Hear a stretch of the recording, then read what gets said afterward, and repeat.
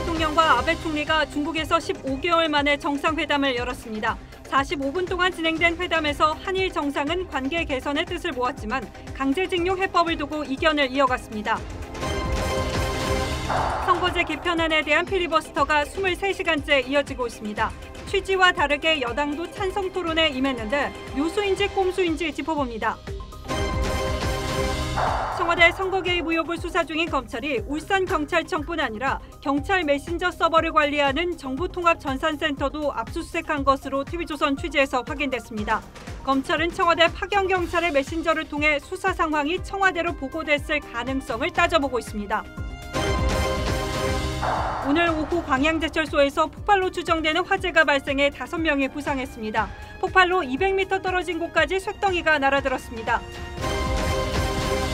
성탄 전야인 오늘 수도권 등 전국 대부분 지역에서 미세먼지가 나쁨을 나타낸 데 이어 내일도 경기와 충청, 전북, 경북 지역은 미세먼지 농도가 높게 나타나겠습니다.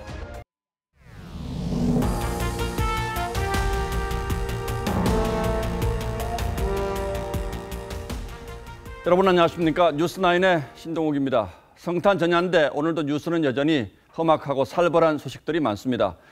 여러분 가정에서만이라도 편안하고 화목한 성탄 전야가 되시기를 바라면서 뉴스9 시작하겠습니다. 문재인 대통령과 아베 일본 총리가 15개월 만에 단독 정상회담을 가졌습니다. 한일 관계는 지금 최악이라는 말이 부족할 정도로 냉각돼 있죠. 그래서 만난 것 자체는 큰 의미가 있습니다만 회담 시간이 좀 아쉬웠습니다. 1시간이 채 안 되는 45분가량 대화를 나눴다고 하는데 두 정상 모두 관계 개선에 대한 원론적인 희망을 피력하긴 했습니다. 하지만 징용 문제처럼 강론, 예민한 문제에 있어서는 구체적인 해법을 여전히 찾지 못했습니다. 오늘은 최지원 기자가 먼저 한일 정상회담 결과부터 설명하겠습니다. 회담장에 먼저 도착한 아베 신조 일본 총리가 문재인 대통령을 맞이합니다. 15개월 만에 마주한 양 정상은 각각 한일 군사정보 보호협정과 수출 규제를 애둘러 압박했습니다. 日韓両国はお互いと重要な隣国同士であり、北朝鮮問題をはじめとする安全保障に関わる問題について、日韓、そして日米韓の連携は極めて重要であります。 양국 간 현안을 해결하려면 직접 만나서 솔직한 대화를 나누는 것이 양국 외교 당국과 수출 관리 당국 간의 현안 해결을 위한 협의가 진행 중에 있습니다. 청와대는 아베 총리가 수출 당국 간 대화로 문제를 풀자고 했다고 전했습니다. 문 대통령은 최근 일본의 자발적 일부 규제 해제 조치가 근본적인 해결 방안은 아니라는 입장을 직접 전했습니다. 이번 회담은 일본 측 주도로 진행돼 문 대통령이 아베 총리 숙소를 직접 찾았습니다. 공개 발언 도중 일본 측이 취재진 퇴장을 요구해 문 대통령이 깜짝 놀라 말을 중단하는 해프닝도 벌어졌습니다. 잠시 불편한 일이 있어도 결코 멀어질 수 없는 사이입니다. 한일 회담은 1시간이 채 안 된 45분 동안 이루어졌습니다. 강제징용 문제도 논의됐지만 양 정상 간 입장차만 확인했습니다. TV조선 최지원입니다. 북한의 이른바 크리스마스 선물과 관련해서 아직 이렇다 할 움직임이 감지됐다는 뉴스는 없습니다. 그러나 미국은 긴장을 늦추지 않고 있습니다. 오늘도 미 공군 정찰기가 한반도 상공에 출격했고 미 연방항공청은 민간기에까지 경계 경보를 내렸습니다. 이어서 박소영 기자가 보도합니다. 김정은 위원장이 언급한 크리스마스 선물을 두고 미국 군사 전문가들의 예측이 쏟아지고 있습니다. 미국 공영라디오 NPR은 북한의 성탄 선물이 위성 발사체 발사와 지하 핵실험, 장거리 미사일 실험 가운데 하나일 것이라고 주장했습니다. 일부 전문가는 ICBM보다 훨씬 장거리인 신형 고체 연료 추진체 미사일이 등장할 가능성을 우려했습니다. 해리 카지아니스 국익연구소 국장은 선물은 ICBM 시험 발사일 것이라며 시간은 한국 기준 25일 오전 8시에서 낮 12시 사이가 될 것이라고 주장했습니다.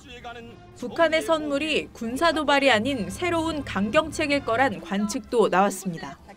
CNN 방송은 비핵화 협상 중단을 포함한 새로운 대미 강경 노선일 것이라며 ICBM 도발 가능성은 작다고 선을 그었습니다. 게리 세이모어 전 백악관 조정관도 제재로 이어질 게 뻔한 도발은 하지 않을 것이라고 내다봤습니다. 미국은 경계를 강화하고 있습니다.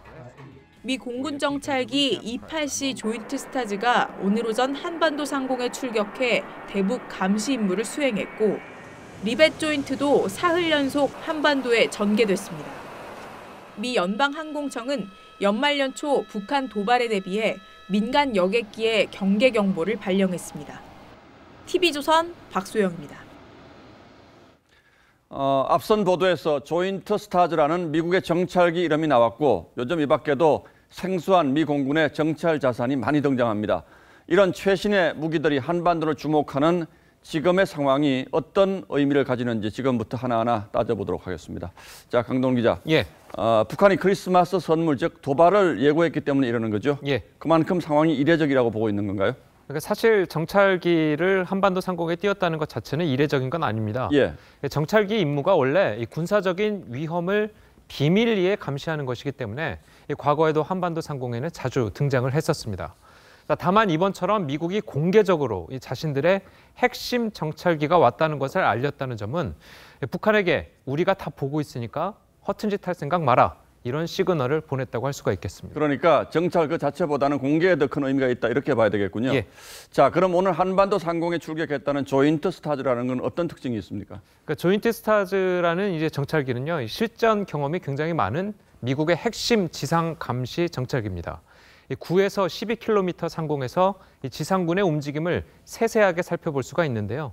심지어 위장막 아래 숨겨놓은 무기까지도 파악이 가능하다고 합니다. 이렇게 파악한 지상군의 좌표를 아군에게 실시간으로 전송해서 최단 시간에 타격을 할 수 있도록 지원하는 기능을 갖추고 있습니다. 예. 한번 이륙하면 최대 11시간 동안 작전을 수행할 수 있고요.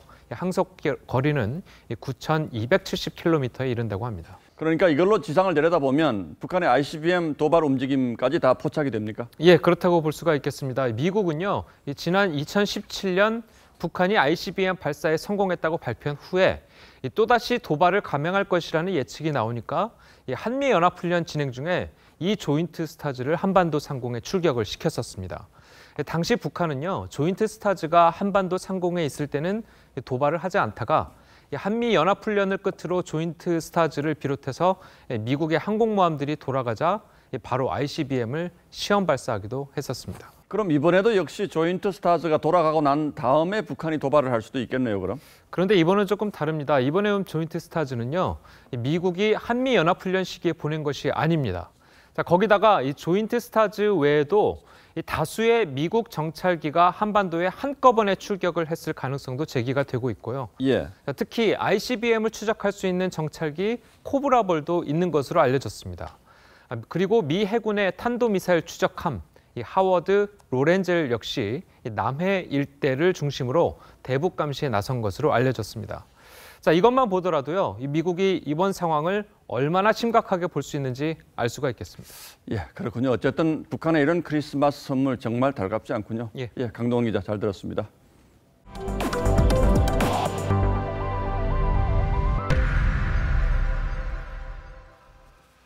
예, 지금 국회 본회의장에서는 선거법 개정에 반대하는 야당의 필리버스터가 23시간째 벌써 이어지고 있습니다. 그럼 지금 국회를 곧바로 연결해서 현재 상황 알아보겠습니다. 자, 조덕현 기자. 네, 국회에 나와 있습니다. 벌써 만 하루가 가까워 가는데 지금까지 몇 명이나 토론에 나섰습니까? 네, 현재까지 의원 5명이 토론을 마쳤고 지금은 6번째로 더불어민주당 기동민 의원이 토론을 이어가고 있습니다. 어젯밤 9시 50분 시작됐으니까 조금 뒤면 24시간을 채우게 되는데요.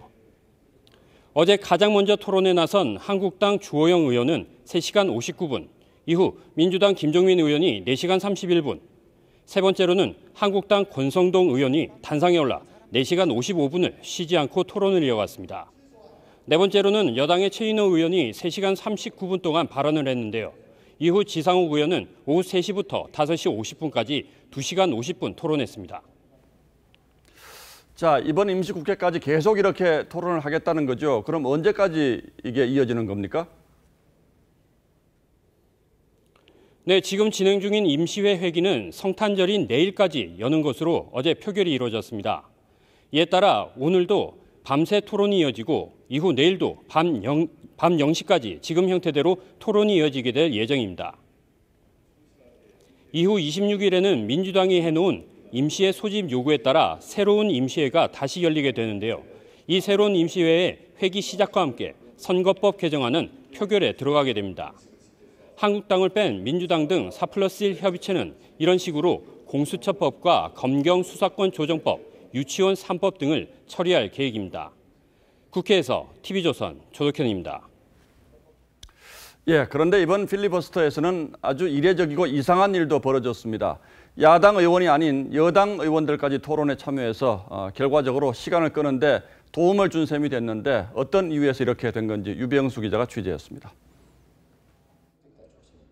필리버스터 첫 주자로 나선 자유한국당 주호영 의원은 국회 관계자의 쪽지를 건네받은 뒤 억장이 무너지는 일이라면서 여권을 비난했습니다.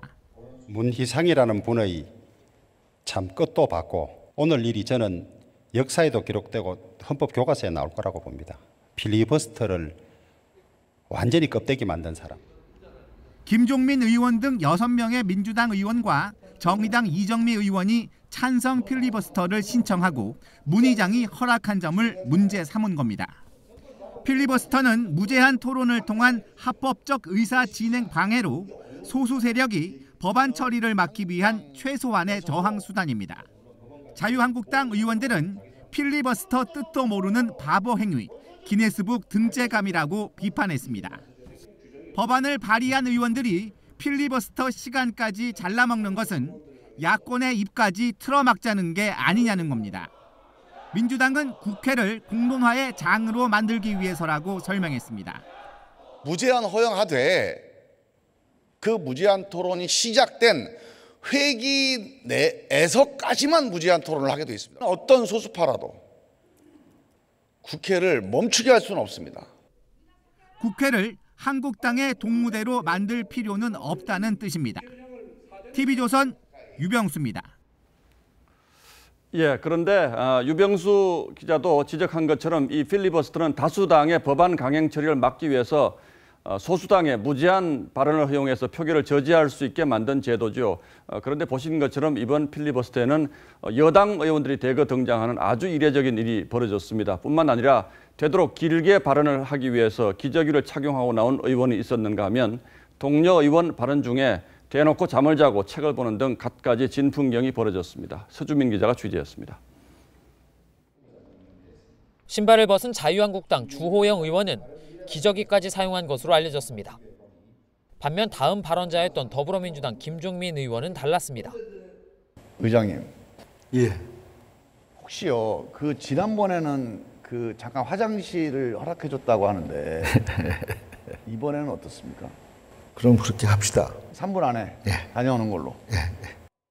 한국당 권성동 의원은 문희상 의장이 편파적으로 의사 진행을 한다며 거친 말을 쏟아냈습니다. 창피하지 마세요. 유튜브 말고. 아이값을 하나, 자리값을 하나. 막말하지 마세요. 내가 의장이에요, 그래도. 뭐 의장이야? 당신이 뽑았잖아. 뽑았어. 권 의원의 공세는 자신의 발언 시간에도 이어졌습니다. 과연 대한민국 국민 중에 문희상 씨를 국회의장으로 생각하는 분이 과연 몇 명이 있을까? 하지만 화장실 문제로 발끈했던 권 의원도 생리현상 앞에선 어쩔 수 없었습니다.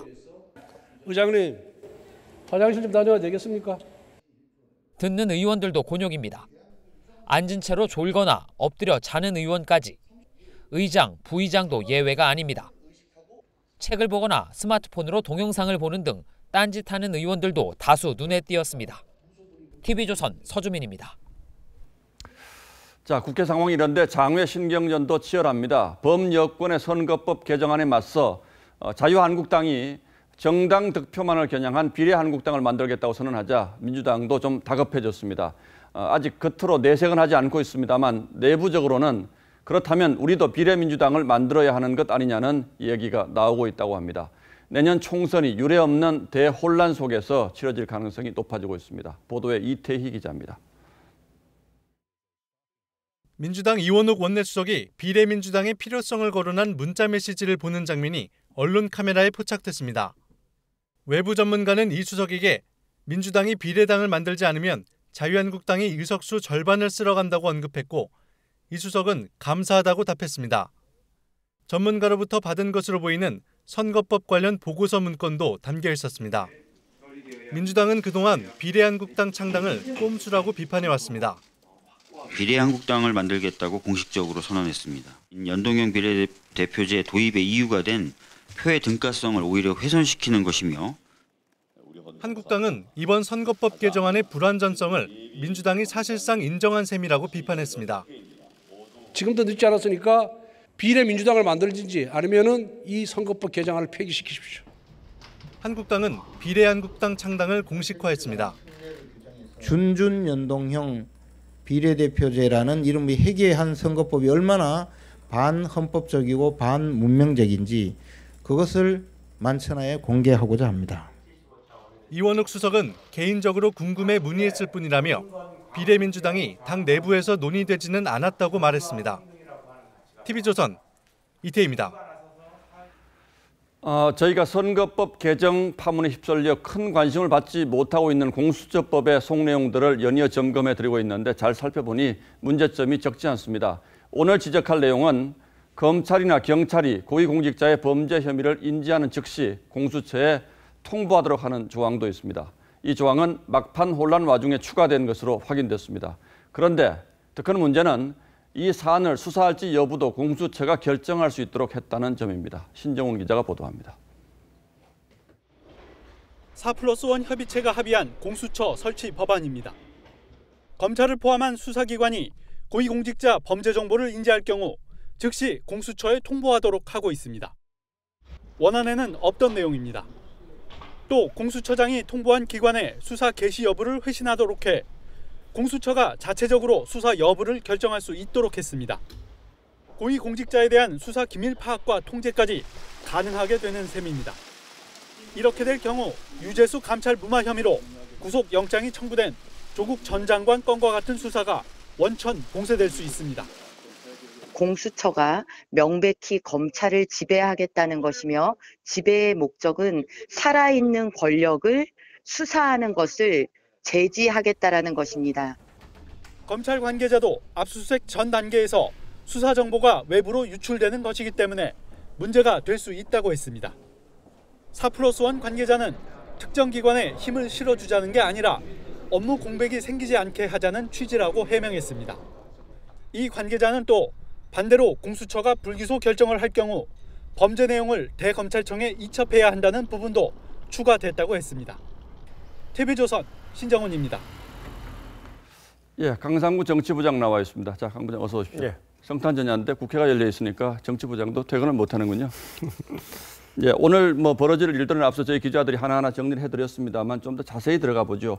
원래 필리버스터라는 게 다수당 의원들 발언하라고 도입된 제도는 아닌 거죠? 그런 거죠. 예. 원래 흔히 무제한 토론이라고 번역을 하긴 합니다만 사실 정확한 번역은 소수파의 합법적 의사 진행 방해가 맞습니다. 예. 법안 통과를 강행하려는 다수파가 필리버스터에 동참한다는 것은 제도의 취지에 맞지 않죠. 이거 못하게 하는 규정은 없습니까? 그런 건 없습니다. 예. 그냥 당연히 안 할 거라고 생각을 한 거니까 가정을 하지 않은 것이죠.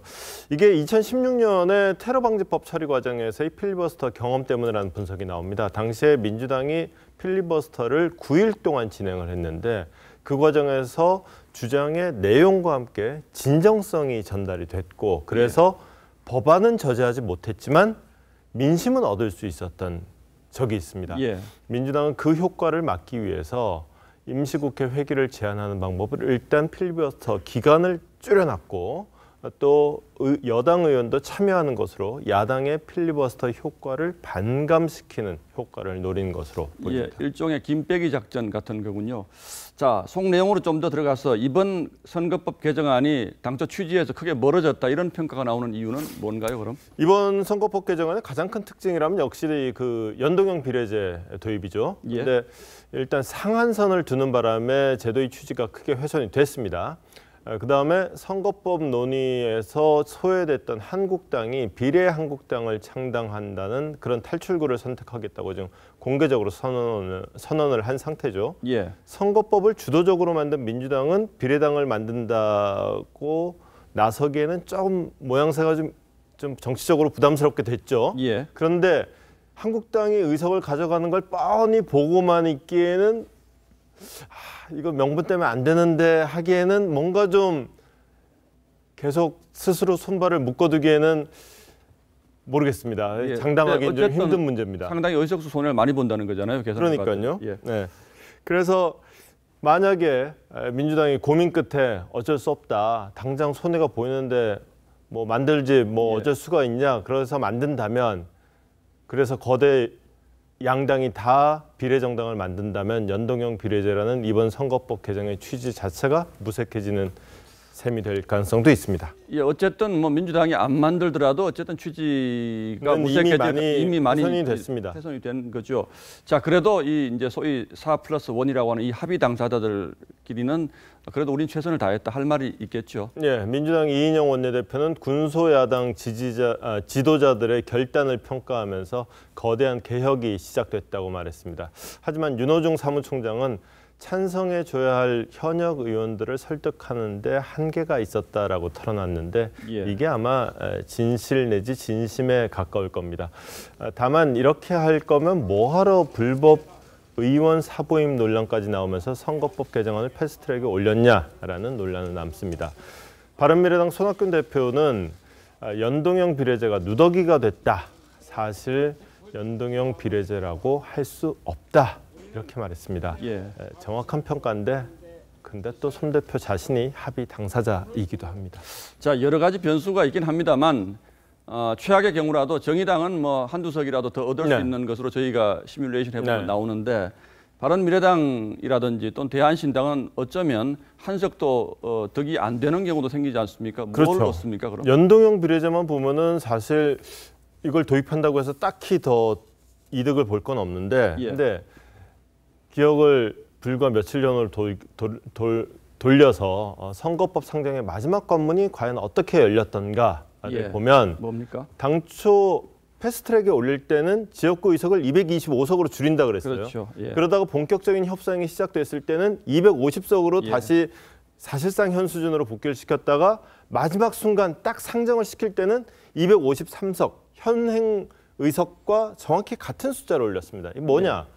250석만 되더라도 호남에서 지역구가 1개 내지 2개가 없어질 거다라는 분석이 많았어요. 그래서 무슨 뭐 인구 기준을 바꾸네 마네 말들이 많았었죠. 그런데 253 현재 그대로 하면은 뭐 고민하고 말고 없이 뭐 또 인구 기준 바꾸는 꼼수를 쓸 것도 없이 그냥 지역구 그대로 다 지키는 겁니다. 그러니까 현재의 호남 지역구 의원들은 그대로 현재 지역구를 갖게 된 것만으로도 이익이다. 아니, 처음부터 그냥 뒀으면 이런 소동도 없었을 텐데. 뭐 석패율 포기가 하여튼 결단으로 평가되고 있습니다만은 어떤 측면에서는 지역구 지키기를 위한 승부수였을 수도 있는 셈이 되는 겁니다. 어쨌든 뭐 4+1 협상 당사자들은 어쨌든 변화의 시작이 작지만 변화의 시작이 됐으니까 앞으로 더 발전해 나가겠다 이렇게 자위를 하고 위로를 하고 있습니다만은 뭐 이게 정말로 변화의 시작인지 아니면 큰 혼란의 반복이 될 건지는 좀 더 지켜봐야 되겠군요. 그게 당장 이 연동형 비례제의 그 이른바 캡 상한을 두는 거를 이번 선거에만 적용한다라고 했지 않습니까? 선거법 자체가 일회용이라는 거를 자인하는 표현입니다. 예, 그렇게 될 수도 있겠군요. 예, 강상구 정치부장 잘 들었습니다. 청와대 선거 개입 의혹을 수사 중인 검찰이 울산경찰청을 포함해 당시 수사를 맡았던 경찰관 근무지들을 대대적으로 압수수색했습니다. 점차 압수수색의 범위를 넓히며 김기현 전 시장 측근비리 의혹 내사 단계에서부터 수사 과정 전반에 대한 자료 확보에 집중하는 건데요. 특히 황운하 당시 울산지방경찰청장과 송철호 캠프 간 메신저 역할을 한 것으로 의심되는 정보 라인에 초점이 맞춰졌습니다. 먼저 관련 보도 전해드리고 저희 단독 보도 이어가겠습니다. 한송원 기자입니다. 검찰의 압수수색 대상에는 김기현 측근 비리 수사를 담당했던 울산경찰청 지능범죄수사대 외에 정보과와 홍보 담당관실 등 9곳에서 동시다발로 진행됐습니다. 경찰의 수사 경위 전반은 물론 홍보 담당관실 등을 통한 피의사실 공표가 이뤄진 과정도 들여다보겠다는 뜻입니다. 특히 2017년 황운하 울산경찰청장 부임 당시 홍보 담당관이던 A 총경의 전현 근무지에 압수수색이 집중됐습니다. 정보관 출신으로 울산 지역 정치권과도 인맥이 닿아 있던 것으로 알려진 A 총경이 황 청장과 여권의 핵심 인사를 연결해준 인물의 가능성에도 주목하고 있습니다. 검찰은 황 청장 부임 한 달 만에 이뤄진 김기현 수사팀 교체에도 A 총경의 입김이 작용했는지 들여다볼 계획입니다. 이 밖에 범죄 첩보를 생산하는 울산청 정보 4개도 압수수색 대상에 포함됐습니다. 압수수색 대상 경찰관의 업무 수첩과 업무 달력 등은 이번 압수수색 대상에서 제외된 것으로 알려졌습니다. 황운하 대전경찰청장은 오늘 단행된 치안검 인사에서 수사와 무관한 경찰 인재개발원장으로 자리를 옮겼습니다. 오늘 압수수색에는 임동호 전 민주당 최고위원의 자택과 사무실도 포함됐습니다. 검찰은 압수물을 토대로 임 전 최고위원이 경선에 배제되는 과정에 당시 청와대 인사가 다른 공직 제안을 했는지 등을 확인할 것으로 보입니다. TV조선 한승원입니다. 검찰은 오늘 언론 보도를 통해 알려진 곳 외에도 중요한 곳을 하나 더 압수수색했습니다. 경찰 메신저 서버를 관리하는 정부통합전산센터를 압수수색한 건데요. 이 검찰은 김기현 전 울산시장 측근비리 수사 상황을 9차례 보고받았다는 청와대 해명과 달리 청와대 파견경찰의 메신저를 통해서 수사 상황이 청와대로 수시 보고됐을 가능성을 따져보고 있습니다. 이유경 기자의 단독 보도입니다. 김기현 전 울산시장 관련 경찰의 수사 상황 보고 대부분이 지난해 6.13 지방선거 이후 이뤄졌다고 주장했던 노영민 대통령 비서실장. 대부분이 지방선거 이후에 보고받았습니다. 압수수색 전에 보고받았다며요. 한 번 받았습니다.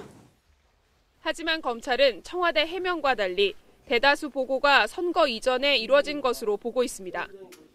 특히 자유한국당이 제기한 의혹처럼 청와대 파견 근무 중인 경찰관 메신저를 통해 수시로 전달된 이른바 메신저 보고는 서면 보고 횟수를 크게 웃돌 가능성에 주목하고 있습니다. 메신저를 통해서 울산청에 수사하는 수사경찰관이 청와대에 파견 근무 중인 경찰관에게 수사 상황을 수시로 보고한 정황이 있습니다. 이와 관련 서울중앙지검 공공수사 2부는 오늘 광주에 있는 정부통합전산센터에 대해 압수수색을 벌였습니다. 경찰 업무용 통합 포털 시스템인 폴렛 서버에서 김 전 시장 관련 수사 개시 시점부터 종료 시점까지 경찰이 주고받은 메신저 내용 확보에 나선 겁니다. 검찰은 당시 수사 관련 메신저 보고 횟수와 내용을 분석하는 대로 소환 조사 대상도 확대할 방침입니다. TV조선 이유경입니다. 포스코 광양제철소에서 오늘 오후 대형 폭발 사고가 나 근로자 5명이 부상했습니다. 이 커다란 쇳덩이가 200m 정도를 날아가는가 하면은 제철소 옆 이순신 대교가 흔들릴 정도로 폭발 위력이 상당했습니다. 오선열 기자가 취재했습니다. 다리 옆 공장이 갑자기 폭발합니다. 파편이 로켓처럼 날아오르고 불길과 연기가 치솟아 하늘을 뒤덮습니다. 강한 폭발에 이순신 대교도 흔들립니다. 파편은 흰 연기를 뿜으며 교량으로 추락합니다. 폭발의 충격으로 200m 떨어진 이곳 다리까지 커다란 쇳덩이가 날아왔습니다. 오늘 낮 1시 14분쯤 포스코 광양제철소에서 폭발 사고가 났습니다. 5분 동안 2차례 폭발했습니다. 큰 소리가 나서 제가 내다보니까 막 시커먼 연기가 무지하게 올라오더라고요. 그러고선 한 2, 3분 있다가 또 한 번 다시 크게 또 폭발음이. 불은 1시간여 만에 꺼졌지만 현장 근로자 5명이 중경상을 입었습니다. 공장 옆 이순신 대교는 파편이 날아오고 연기가 덮쳐 한때 차량 통행이 중단됐습니다. 사고 현장에서 100m 떨어진 곳에 석유 30톤을 보관하던 기름 탱크가 있었지만 다행히 무사했습니다. 포스코는 발전 설비를 시운전하다 배관이 폭발한 것으로 보고 있습니다. 새로 망간 공장 쪽에서 이제 시험 설비가 가동하던 중에 이제 폭발이 발생하면서 화재로 이어진 것 같고요. 고용노동부는 사고가 난 폐로망간 공장에 작업 중지를 명령했습니다. 경찰은 내일 국가수와 현장 합동 감식을 할 예정입니다. TV조선 오순열입니다. 만취 상태에서 운전하다 사고를 낸 차범근 전 감독 아들 차세치 씨에 대해서 경찰이 음주운전의 처벌을 가중하는 윤창호법을 적용합니다. 황선영 기자가 보도합니다. 승용차가 앞서가던 차 뒤에서 갑자기 멈춥니다. 곧이어 길가에 차를 세운 남성들은 부딪힌 부분을 확인합니다. 이윽고 경찰이 도착하고 뒷차 운전자의 음주 여부를 측정합니다. 차범근 전 감독의 둘째 아들인 차세치 씨가 서울 부암동에서 밤늦게 교통사고를 낸 모습입니다. 사고가 난 현장입니다. 당시 차 씨는 만취 상태로 운전대를 잡았습니다. 혈중 알코올 농도는 면허 취소 수치를 훌쩍 넘긴 0.246%. 그분이 허리가 불편하다고 이렇게 말했다는 것 같아요. 차 씨는 더욱 엄격해진 음주 단속 기준인 윤창호법을 적용받게 됐습니다. 지난 6월부터 시행된 제2윤창호법에 따르면 차 씨의 알코올 수치는 징역 2년에서 5년 이하, 벌금 1,000만 원에서 2천만 원 이하의 처벌을 받을 수 있는 중죄에 해당합니다. 경찰 관계자는 상대 운전자가 진단서를 제출하면 위험 운전치상 혐의가 추가된다며 진단서 제출이 없어도 강화된 윤창호법을 적용받는다고 설명했습니다. 차 씨의 부인인 배우 한채아 씨는 오늘 SNS에 배우자의 행동은 명백한 잘못이라며 변명의 여지 없이 죄송하다고 입장을 전했습니다. TV조선 황선영입니다. 강원도에서 한 현직 시의원이 시민과 길거리에서 난투극을 벌였습니다. 두 사람은 상대방이 먼저 나에게 폭언을 하고 폭행했다며 내가 피해자라는 주장입니다. 이승훈 기자입니다. 식당 앞에서 마주친 남성 2명이 갑자기 서로 몸을 밀칩니다. 이내 주먹과 발이 오가고 뒤엉켜 바닥에 넘어지며 몸싸움을 벌입니다. 지난 20일 밤 9시쯤 속초 시내 길거리에서 47살 김명기 속초 시의원과 59살 이창섭 씨가 난투극을 벌였습니다. 김 의원과 이 씨는 서로 상대방이 먼저 폭행했다고 주장합니다. 이 씨는 몸싸움을 벌이기 5분 전쯤 근처에서 마주친 김 의원이 먼저 폭언을 했다고 주장했습니다. 이 씨는 또 다시 마주친 김 의원에게 폭행을 당해 여러 곳을 다쳤다고 말했습니다. 갑자기 나와서 그냥 일방적으로 그냥 폭행을 당한 것 뿐입니다. 무자비하게 있죠. 폭행을 한다는 그 자체가. 김 의원은 술에 취한 이 씨가 먼저 폭언을 하며 폭행했다고 반박했습니다. 무술 유단자인 김 의원은 또 생명의 위협을 느껴 이 씨를 제압한 뒤 경찰에 넘겼다고 반박했습니다.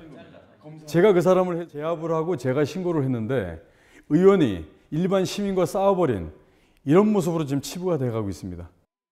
경찰은 이번 주 안으로 김 의원과 이 씨를 불러 정확한 경위를 조사할 예정입니다. TV조선 이승훈입니다. 예, 다음 뉴스입니다. 정부 여당이 부동산 보유세를 지금보다 더 높게 매기는 방안을 검토하고 있습니다. 대신 거래세는 낮춰서 보유세가 부담스러운 집 보유자들이 집을 팔 수 있는 길은 열어주자는 겁니다. 당장 오늘 나온 얘기에서 시장의 반응은 좀 더 지켜본 뒤에 저희가 취재해서 전해드리겠습니다. 홍혜영 기자가 취재했습니다. 정부와 더불어민주당은 부동산 보유세를 더 늘리겠다는 방침을 분명히 했습니다. 거듭 말씀드리지만 당정은 부동산을 불로소득의 원천으로 너무 쉽게 삼아왔던 그릇된 관행과 인식을 이번에는 확실히 차단하겠습니다. 그러면서 우리나라 보유세 비율이 0.87%로 경제협력개발기구 OECD 국가 평균인 1.06%에 비해 낮다는 점을 내세웠습니다. 국회 기획재정위원회 여당 간사인 민주당 김정우 의원은 정부와 여당이 시장 상황을 예의주시하면서 보유세를 추가적으로 강화하는 방안을 검토하고 있다고 말했습니다. 지난해 9.13 대책으로 종합부동산세가 강화됐고 지난 1216 대책에선 고가주택과 다주택자의 종부세율과 세부담 상한이 높아졌습니다. 김 의원은 이번 세제 개편은 보유세 관련 세제를 정상화하자는 측면이 있다면서 장기적으로 보유세를 강화하면서 거래세는 낮추는 방향으로 가겠다고 했습니다. 민주당은 지난 16일 정부가 발표한 부동산 대책의 입법 절차에 들어갔습니다. 종부세 과세 기준이 6월 1일인 점을 고려하면 내년 5월 말까지는 법안 통과가 이루어져야 합니다. TV조선 홍혜영입니다. 고리 1호기에 이어서 월성 1호기까지 두 번째로 원전 가동 연구 정지가 확정됐습니다. 특히 이번 월성 1호기는 수명 연장을 위해서 7천억 원을 들였는데 수명을 3년이나 앞두고 폐기 결정이 내려졌습니다. 탈원전 정책 때문에 의도적으로 경제성을 낮게 평가한 것 아니냐는 의혹도 있습니다. 보도에 임유진 기자입니다. 지난해 6월 한수원 이사회는 돌연 월성 1호기 조기 폐쇄를 결정합니다. 경제성이 부족하다는 이유였습니다. 그리고 신청 10개월 만인 오늘 원자력 안전위원회가 연구 정지를 확정했습니다. 월성 1호기 연구 정지에 관한 사항입니다. 표결에서 7명의 위원 중 엄재식, 장보현, 김재영, 장찬동, 진상현 5명이 찬성했습니다. 원안의 결정은 행정소송으로만 뒤집을 수 있어 월성 1호기는 고리 1호기처럼 폐로에 들어갈 가능성이 높습니다. 문제는 월성 1호기 조기 폐쇄 결정과 관련해 한수원이 감사원 감사를 받고 있다는 겁니다. 국회는 지난 9월 한수원이 월성 1호기의 경제성을 과소평가했다며 감사원 감사를 청구했습니다. 이미 월성 1호기 조기 폐쇄라고 하는 답을 정해놓고 의도적으로 단가와 이용률을 낮춰서 원안위는 안전성만을 평가하므로 감사원 감사와는 별개란 입장입니다. 하지만 감사 결과 위법이 확인되면 한수원 이사회가 수사나 재판 대상이 될 수 있어 폐쇄 절차를 둘러싼 혼선이 빚어질 수도 있습니다. 이미 정지 상태에 있는 원전이고 거기에 대한 안전성 판단이라는 것은 급하지 않은 사안입니다. 7천억 원을 들여 수명을 연장했던 멀쩡한 원전이 연한을 3년이나 남기고 사망 선고를 받았습니다. TV조선 임유진입니다. 미리 예보가 됐습니다만 올해는 초미세먼지로 그레이 크리스마스입니다. 그래도 곳곳이 성탄 전야로 시끌벅적한 모습인데요. 서울 명동에 나가 있는 취재기자 연결합니다. 자, 배상윤 기자, 시민들이 거리에 많이 나왔죠? 네, 제가 나온 명동성당 앞에는 늦은 시간에도 크리스마스 이브를 즐기러 시민들이 계속 모이고 있습니다. 현재 기온은 영상 2도로 겨울 날씨답지 않게 비교적 온화합니다. 오늘 서울 기준 낮 최고 기온은 영상 7도를 기록하며 포근한 편이었지만 불청객 초미세먼지가 기승을 부린 하루였습니다. 대기가 정체되면서 전국 대부분 지역에서 초미세먼지 농도가 나쁨 수준을 보였습니다.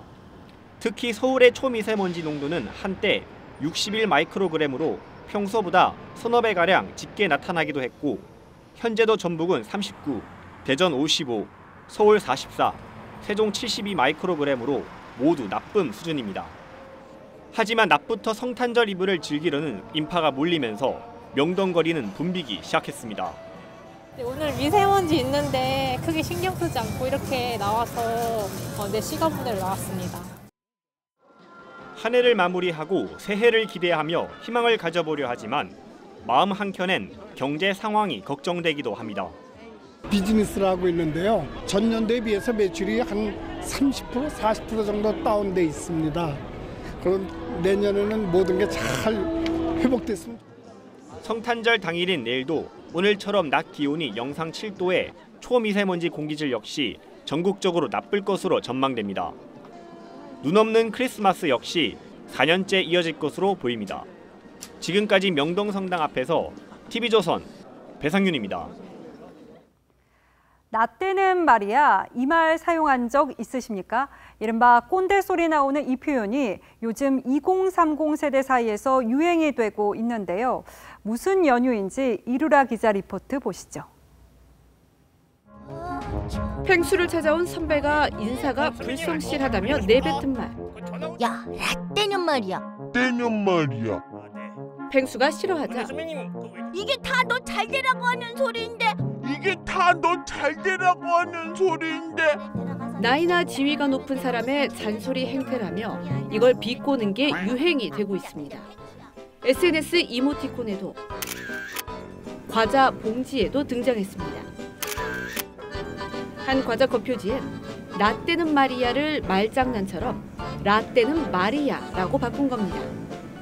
올 초 한 광고에서 패러디한 표현이 화제가 되면서 유행어로 자리 잡았습니다.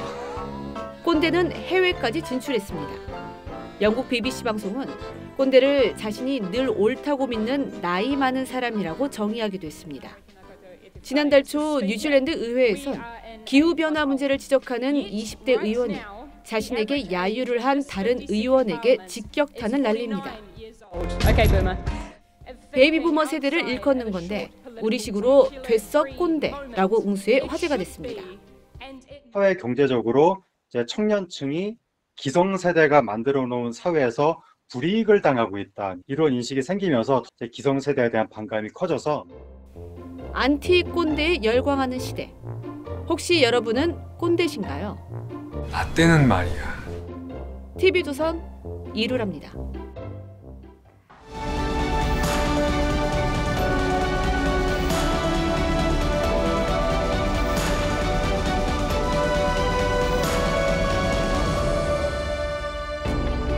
시인이 어머니 모실 형편이 안 돼서 친척 집에 보내드리려고 터미널에 갔습니다. 어머니는 중이염을 알아서 고기를 들면 안 되는데 굳이 설렁탕 집으로 아들을 데려갑니다. 아들에게 고깃국을 먹이고 싶어서입니다. 어머니는 소금을 많이 쳐서 짜다며 국물을 더 달라더니 슬쩍 아들의 뚝배기에 붓습니다. 시인은 참았던 눈물을 흘리며 중얼거립니다. 눈물은 왜 짠가? 설렁탕 국물은 어머니의 사랑입니다. 1960년대 김수영 시인이 설렁탕 집에 갔다가 기름 덩어리만 나왔다며 주인에게 욕을 합니다. 그러고는 탄식하죠. 나는 왜 조그마한 일에만 분개하는가. 기름 뜬 설렁탕은 정작 부정과 불의에 침묵하는 소시민의 부끄러움을 상징합니다.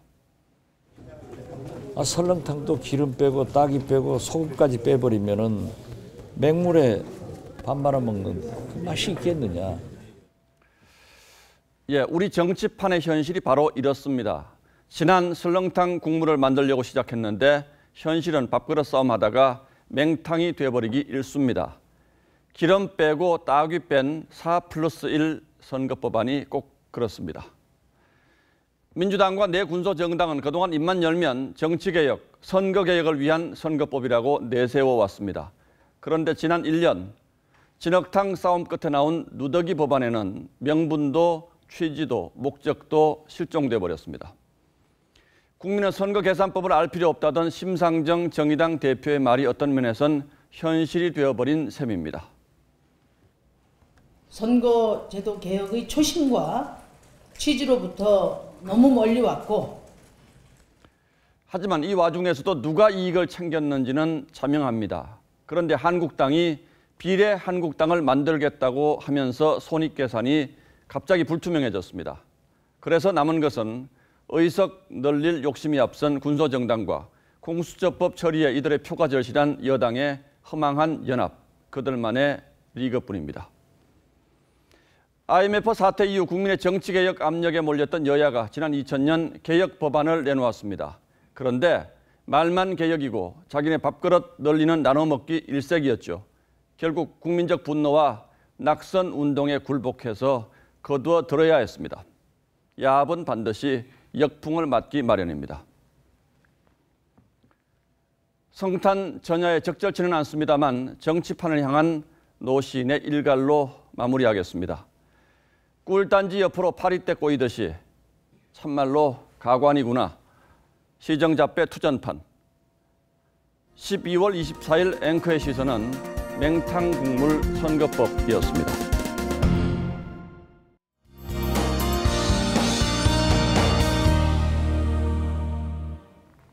이번 성탄절은 화이트 크리스마스가 아니라 그레이 크리스마스라 해도 되겠습니다. 특별한 눈 소식 없이 미세먼지만 가득할 텐데요. 특히 내일은 외출이 불가피한 분들이 많으실 텐데 황사 마스크 잊지 마셔야겠습니다. 동쪽 지역은 건조특보가 내려진 가운데 메마른 날씨가 이어지겠습니다. 내일은 곳곳에 행사도 많기 때문에 화재 사고 나지 않도록 더욱더 조심하셔야겠네요. 추위 걱정은 없겠습니다. 아침에는 영하권에서 출발하는 곳이 많지만 한낮에는 서울이 7도, 대구 11도, 부산 16도까지 오르는 등 대체로 포근하겠습니다. 제주도는 내일 오후부터 비가 오다 그치다 하겠고요. 목요일은 충청 이남 지역으로 확대되겠습니다. 한편 수도권 지역은 당분간 비 소식이 없기 때문에 건조한 날씨가 이어지겠습니다. 날씨였습니다. 올 한 해를 시작하면서 성탄점이 되면 좀 훈훈한 뉴스들을 많이 전할 수 있지 않을까 기대를 했었는데 역시 그 약속은 지키지 못하게 된 것 같아서 안타까운 마음으로 오늘 뉴스를 진행했습니다. 네, 하지만 여러분 모두의 마음속에서만이라도 이 아기 예수의 탄생을 기뻐하는 즐거운 성탄 전야가 되시길 바라겠습니다. 예, 성탄 전야 뉴스9는 여기서 모두 마치겠습니다. 네, 시청해주신 여러분 고맙습니다. We wish you a Merry Christmas. We wish you a Merry Christmas and a Happy New Year. We wish you a Merry Christmas. We wish you a Merry Christmas. We wish you